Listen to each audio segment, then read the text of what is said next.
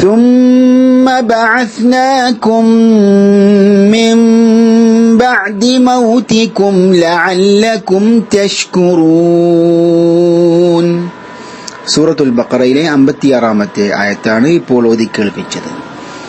ഈ കൊച്ചു ആയത്ത് ഓതുമ്പോൾ ചില നിയമങ്ങൾ ശ്രദ്ധയിൽപ്പെടുത്തുന്നു. ഒന്നാമതായി സുമ്മ ഷദ്ദുള്ള മീമിനെ 2 ഖദ്ർ മണിക്കേണ്ടതാണ്.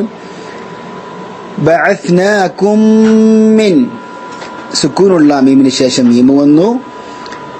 ഇദ്ഗാം ഷഫവി അല്ലെങ്കിൽ ഇദ്ഗാം മിസ്ലൈൻ സഗീർ എന്നാണ് നിയമത്തിന്റെ പേര്. 2 ഖദ്ർ മണിച്ചുകൊണ്ട് ഇദ്ഗാം ചെയ്ത് മീമിനെ മീമിൽ ലയിപ്പിച്ചുകൊണ്ട് മണിച്ചുകൊണ്ട് ഓതേണ്ടതാണ്. സുമ്മ ബഅസ്നാകും മിൻ. അതിനുശേഷം മിൻ ബഅദി സുക്കൂനുള്ള നൂനിന് ശേഷം ബാ വന്നു. ഇഖ്ലാബിന്റെ അക്ഷരമാണ് ബാ. മിൻ ബഅദി ഇരു ചുണ്ടുകളും അടച്ചുകൊണ്ട് പൂർണ്ണമായും അടച്ചുകൊണ്ട് ഓതേണ്ടതാണ്. മൃദുലമായാണ് ചുണ്ടുകൾ അടക്കേണ്ടത്. ലഅല്ലകും തഷ്കുറൂൻ. ഇവിടെ നിർത്തുമ്പോൾ അൽ മദ്ദുൽ ആരിദ് ലിസ്സുക്കൂനാണ് നിയമം. 2, 4, 6 ഖദ്ർ നീട്ടാവുന്നതാണ്. ഒന്നുകൂടി നമുക്ക് ഈ ആയത്ത് പൂർണ്ണമായും കേൾക്കാം. ثم بعثناكم من بعد موتكم لعلكم تشكرون. السلام عليكم ورحمة الله وبركاته. بسم الله الرحمن الرحيم. الحمد لله رب العالمين والصلاة والسلام على نبينا محمد وعلى آله وأصحابه أجمعين. أما بعد. സഹോദരങ്ങളെ, സൂറത്തുൽ ബഖറയിലെ 56-ാമത്തെ ആയത്തിന്റെ പഠനത്തിലേക്ക് നമ്മൾ കടക്കുകയാണ്. ثم بعثناكم من بعد موتكم لعلكم تشكرون. ഇവിടെ ഈ ആയത്തിൽ പരാമർശിക്കപ്പെട്ട വാക്കാർത്ഥങ്ങൾ സുമ്മ ബഅസ്നാകും പിന്നെ നിങ്ങളെ നാം എഴുന്നേൽപ്പിച്ചു, മിൻ ബഅദി ശേഷം, മൗത്തിക്കും നിങ്ങളുടെ മരണത്തിന്റെ, ലഅല്ലക്കും തഷ്കുറൂൻ നിങ്ങൾ നന്ദി ചെയ്യാൻ വേണ്ടി. അപ്പോൾ സഹോദരങ്ങൾ, ഈ വാക്കാർത്ഥങ്ങൾ ചേർത്തു കഴിഞ്ഞാൽ ഈ ആയത്തിന്റെ അർത്ഥം പിന്നീട് നിങ്ങളുടെ മരണത്തിന് ശേഷം നിങ്ങളെ നാം എഴുന്നേൽപ്പിച്ചു നിങ്ങൾ നന്ദി ചെയ്യാൻ വേണ്ടി എന്ന്. ഇവിടെ ഇസ്രായേൽ സന്താനങ്ങൾ അവർ പശുക്കുട്ടിയെ ആരാധിച്ച സംഭവത്തിന് ശേഷം അവർ ചെയ്തു പോയ ആ അക്രമത്തിന് അള്ളാഹുവിന്റെ മുമ്പിൽ പശ്ചാത്താപം പ്രകടിപ്പിക്കുന്നതിനു വേണ്ടി മൂസാ നബി അലൈഹി ഇസ്ലാം തന്റെ ജനതയിലെ നല്ലവരും പ്രമുഖരുമായ 70 ആളുകളെ തെരഞ്ഞെടുത്തുകൊണ്ട് അവർ സീനാ പർവ്വതത്തിലേക്ക് പോയി. ഈ ചരിത്രം നമ്മൾ കഴിഞ്ഞ ആയത്ത് ചർച്ച ചെയ്തപ്പോൾ പഠിച്ച വിഷയമാണ്. അവിടെ ഈ ആളുകൾ സീനാ പർവ്വതത്തിൽ എത്തിയപ്പോൾ അവർ മൂസാ നബി അലൈഹി സ്വലാമയോട് പറയുകയാണ്, ഞങ്ങൾ അള്ളാഹുവെ പ്രത്യക്ഷമായി കാണുന്നത് വരെ താങ്കളെ ഞങ്ങൾ വിശ്വസിക്കുകയില്ല എന്ന്.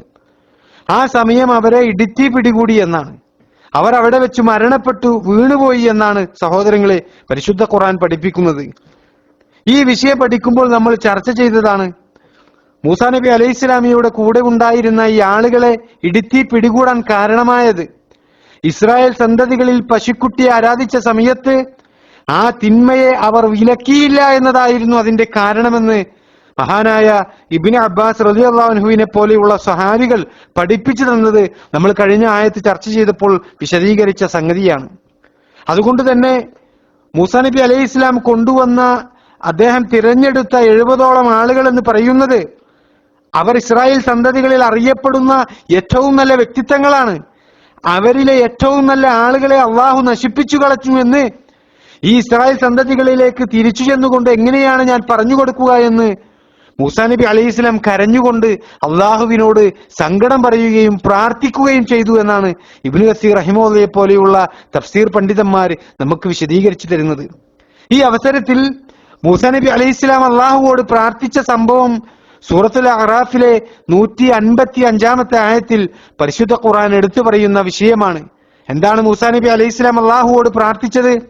റബ്ബി ലൗ ശിഅ്ത അഹ്ലക്തഹും മിൻ ഖബ്ലു വ ഇയ്യായ, എന്റെ രക്ഷിതാവേ നീ ഉദ്ദേശിച്ചിരുന്നുവെങ്കിൽ മുമ്പ് തന്നെ അവരെയും എന്നെയും നിനക്ക് നശിപ്പിക്കാമായിരുന്നു. അതുഹ്ലികുനാ ബിമാ ഫഅല സുഫഹാഉ മിന്നാ, ഞങ്ങളുടെ കൂട്ടത്തിലെ മൂഢന്മാർ പ്രവർത്തിച്ചതിന്റെ പേരിൽ നീ ഞങ്ങളെ നശിപ്പിക്കുകയാണോ? ഇൻഹിയ ഇല്ലാ ഫിത്നതുക തുളില്ലു ബിഹാ മൻ തശാഉ വതഹ്ദീ മൻ തശാ, അത് നിന്റെ പരീക്ഷണമല്ലാതെ മറ്റൊന്നുമല്ല. അതുമൂലം നീ ഉദ്ദേശിക്കുന്നവരെ നീ പിഴവിലാക്കുകയും നീ ഉദ്ദേശിക്കുന്നവരെ നീ നേർവഴിയിലാക്കുകയും ചെയ്യുന്നു. അൻത വലിയുനാ ഫഗ്ഫിർ ലനാ വർഹംനാ, നീയാണ് ഞങ്ങളുടെ രക്ഷാധികാരി, അതിനാൽ ഞങ്ങൾക്ക് നീ പുറത്തു തരികയും ഞങ്ങളോട് കരുണ കാണിക്കുകയും ചെയ്യണമേ. വഅൻത ഖൈറുൽ ഗാഫിരീൻ, നീയാണ് പൊറുക്കുന്നവരിൽ ഉത്തമൻ എന്ന് മൂസാ നബി അലൈഹിസ്സലാം പ്രാർത്ഥിച്ചതായി സൂറത്തുൽ അഅറാഫിലെ 155-ാമത്തെ ആയത്തിൽ നമുക്ക് കാണാൻ കഴിയും. ഇവിടെ മൂസാ നബി അലൈഹിസ്സലാമയുടെ പ്രാർത്ഥനയ്ക്ക് ശേഷമാണ് അള്ളാഹു സുബ്ഹാനഹു വ തആല മരണപ്പെടുത്തിയ ആ ആളുകൾക്ക് അള്ളാഹു ജീവൻ തിരിച്ചു കൊടുക്കുന്നത്. ഇബ്നു കസീർ റഹിമഹുല്ലാഹ് വിശദീകരിക്കുന്നത്, മരിച്ചു വീണ ആ ആളുകളിൽ ഓരോ വ്യക്തികൾക്കും ഒറ്റക്കായിട്ടാണ് അള്ളാഹു സുബ്ഹാനഹു വ തആല അവർക്ക് ജീവൻ തിരിച്ചു കൊടുത്തത് എന്നാണ്. മരിച്ചുപോയവരെ എങ്ങനെയാണ് അള്ളാഹു പുനർജീവിപ്പിക്കുന്നത് എന്ന് അള്ളാഹു സുബ്ഹാനഹു വ തആല ഇതിലൂടെ അവർക്ക് കാണിച്ചു കൊടുത്തു എന്നാണ് സഹോദരങ്ങളെ തഫ്സീർ പണ്ഡിതന്മാര് ഇവിടെ വിശദീകരിച്ചു തരുന്നത്. അതിനെക്കുറിച്ചാണ് അള്ളാഹു സുബ്ഹാനഹു വ തആല ഈ ആയത്തിൽ പറഞ്ഞത്, സുമ്മ ബഅസ്നാകും മിൻ ബഅദി മൗതികും ലഅല്ലകും തശ്കുറൂൻ, പിന്നീട് നിങ്ങളുടെ മരണത്തിന് ശേഷം നിങ്ങളെ നാം എഴുന്നേൽപ്പിച്ചു നിങ്ങൾ നന്ദി ചെയ്യാൻ വേണ്ടി എന്ന് അള്ളാഹു സുബ്ഹാനഹു വ തആല ഇവിടെ പറഞ്ഞത്. ഇതാണ് സഹോദരങ്ങളെ ഈ ആയത്തിന്റെ പഠനവുമായി ബന്ധപ്പെട്ടുകൊണ്ട് തഫ്സീർ പണ്ഡിതന്മാർ നമുക്ക് പഠിപ്പിച്ചു തന്ന വ്യാഖ്യാനത്തിന്റെ വളരെ പ്രധാനപ്പെട്ട ഭാഗം. ഇനി ഒരു കാര്യം കൂടി അല്പം ശ്രദ്ധ കൊടുത്ത് നമുക്ക് ഈ ആയത്തിന്റെ പഠനത്തോടൊപ്പം നമ്മൾ മനസ്സിലാക്കേണ്ടതുണ്ട്. അതായത് ഈ ഭൂമിയിൽ വെച്ച് തന്നെ അള്ളാഹു മരണപ്പെടുത്തിയ വ്യക്തികളെ അള്ളാഹു വീണ്ടും പുനർജീവിപ്പിച്ചു എന്ന് പറയുമ്പോൾ അതിനെക്കുറിച്ച് കൂടി നമുക്ക് അല്പം വിശദമായി ഒന്ന് ചർച്ച ചെയ്യേണ്ടതുണ്ട്. അത് ഇൻഷാ അല്ലാഹ് നമുക്ക് അടുത്ത ക്ലാസ്സിൽ സംസാരിക്കാം. അള്ളാഹു സുബ്ഹാനഹു വ തആല അനുഗ്രഹിക്കുമാറാകട്ടെ.